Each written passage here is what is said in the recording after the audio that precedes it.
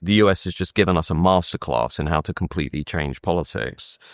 The interesting thing is we have just gone from an enormous Conservative majority in 2019 with Boris Johnson to an enormous Labour majority with Keir Starmer. Now, that itself shows the volatility in the system. So people used to say in this country, well, my dad voted Labour, his dad voted Labour. You'll never get an insurgent party breaking through. I say, look at Germany, look at Italy, look at France, look at Sweden. Everywhere you look in European nations, disruptors are breaking through.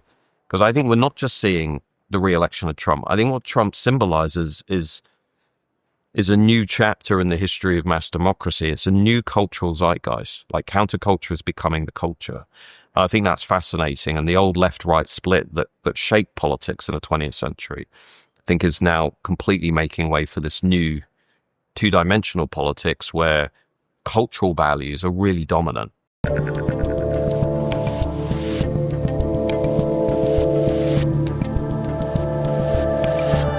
All right, Matt Goodwin, let's talk about what's going on with the conservatives in this country, because one of the themes that I've talked to a whole bunch of people about since we've been here at ARC is that the conservatives are better than the liberals here, but are not that great and seem incapable of solving problems. And of course, now there's Nigel Farage's Reform Party.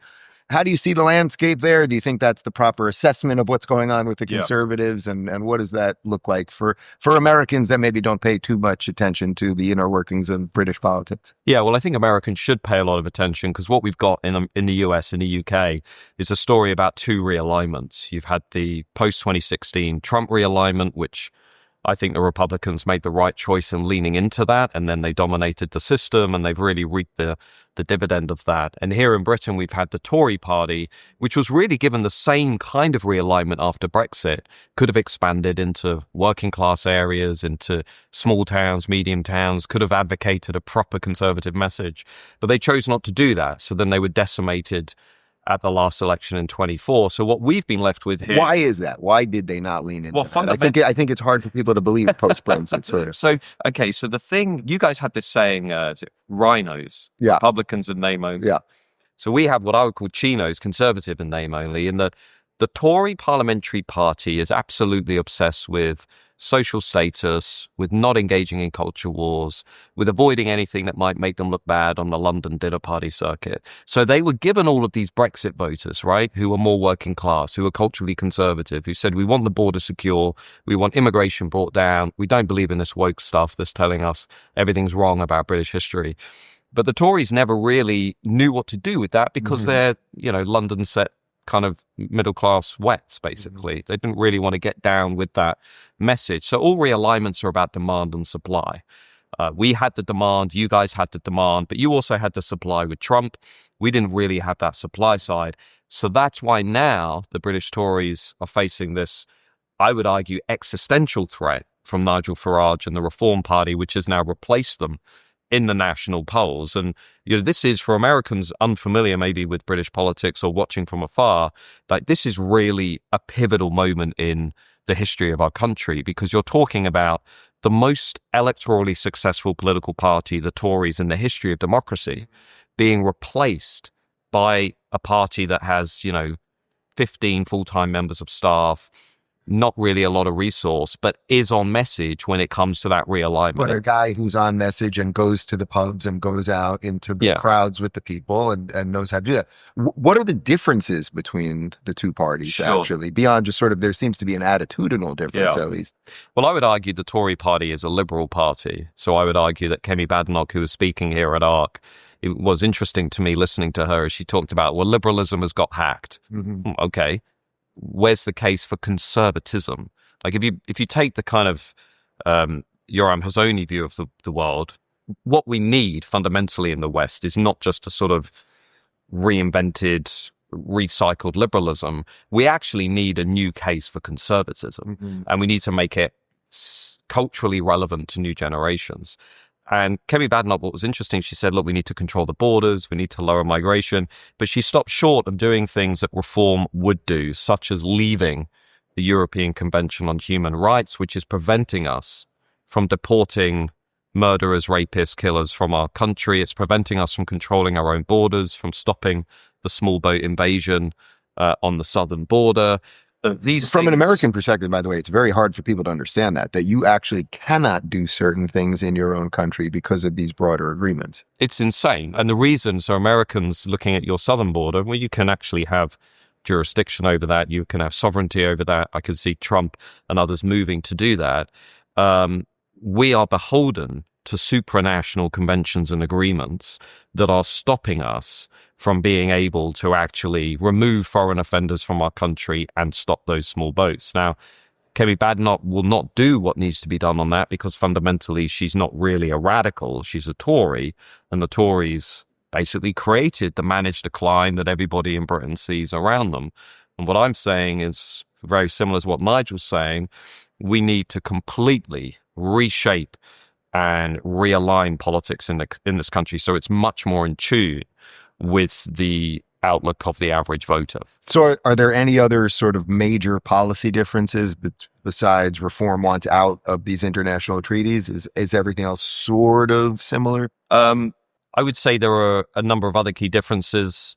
The Tories gave us mass immigration. Boris Johnson gave us mass immigration. He was a Bohemian liberal. He was never a conservative.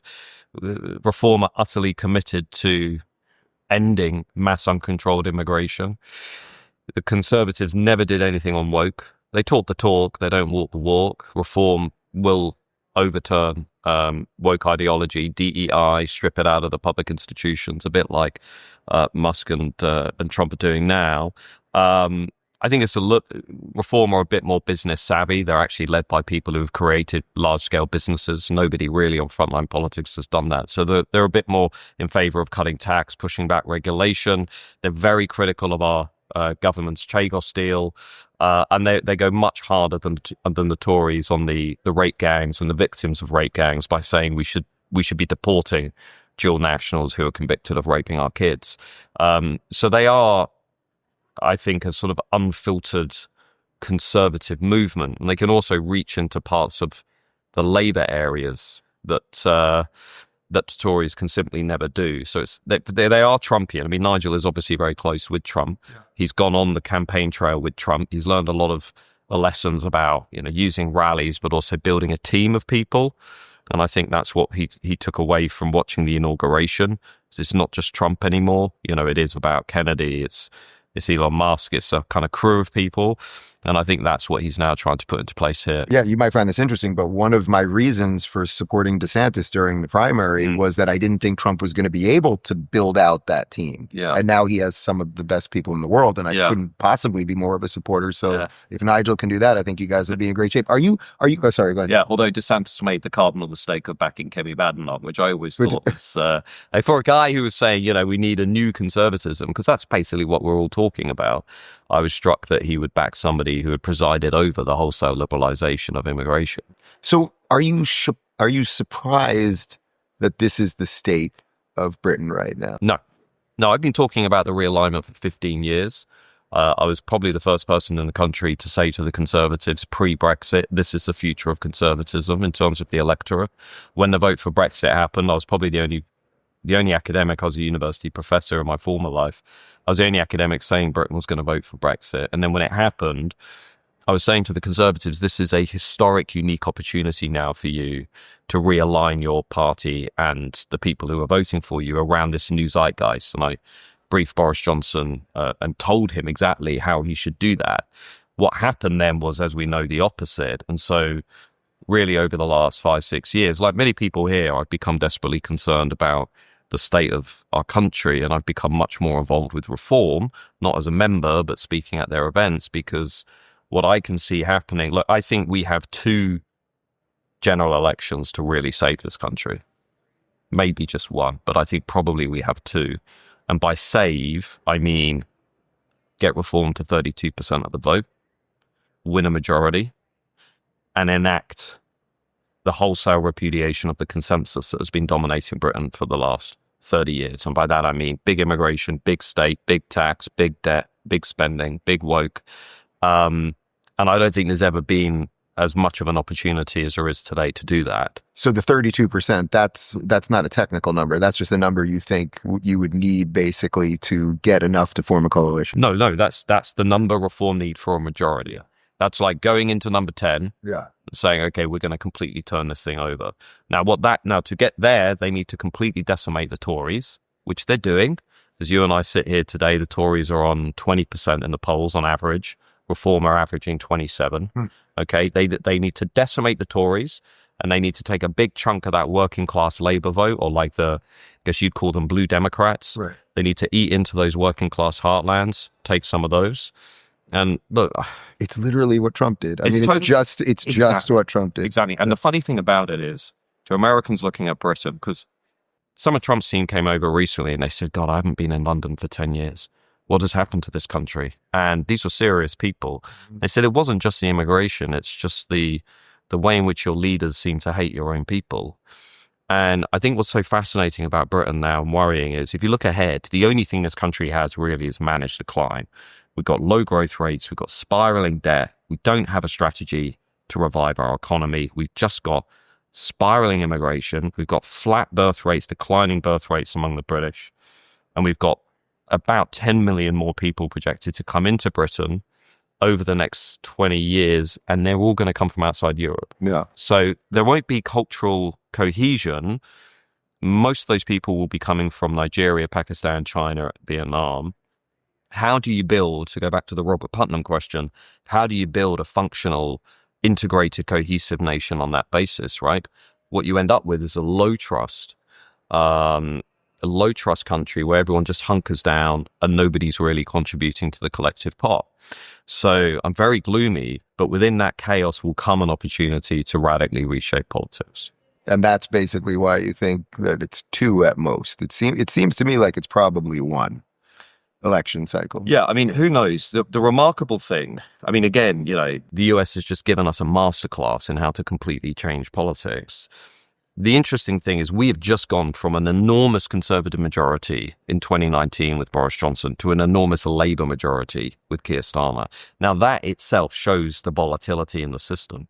So people used to say in this country, well, my dad voted Labour, his dad voted Labour. You'll never get an insurgent party breaking through. I say, look at Germany. Look at Italy, look at France, look at Sweden. Everywhere you look in European nations, disruptors are breaking through.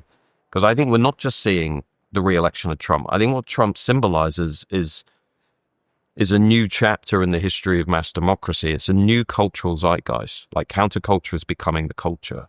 And I think that's fascinating. And the old left-right split that shaped politics in the 20th century, I think is now completely making way for this new two-dimensional politics where cultural values are really dominant.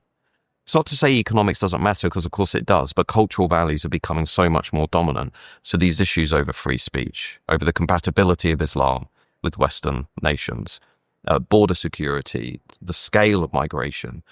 As Samuel Huntington asks, who are we?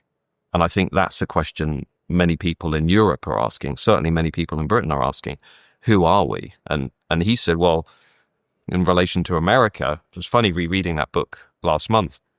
He said, Americans are based on distinctive values, and those values are under threat through large-scale Hispanic, Latino immigration, and a political elite that doesn't believe in its own country. I kind of wish Huntington was still alive, because I would say, well, hang on, the Hispanics and Latinos are voting for Trump. Yeah. So you got that one Trust wrong. me, I live in Miami. I'm Right? in Hispanic town. Exactly. These are the most America-loving, freedom-loving people. So he got that bit wrong. But what he got right was what we now call the woke elite. Right. The self-bashing, self-hating, West-loathing political elite. And if you look at Europe, I think that's why J.D. Vance's speech struck a chord with the European people. He irritated the elites, but the people got it. Yeah. Because what he was saying is, you are now in the hands of an elite class that is using censorship to suppress your free speech, is imposing mass immigration on you, is eroding your borders, and is no longer standing up for those shared values that Huntington talked about, the values of Western civilization. And that's why so many elites found it so annoying that he gave that speech, because they know what we know, which is that the forgotten majority were nodding along saying, yeah, that guy's got it right.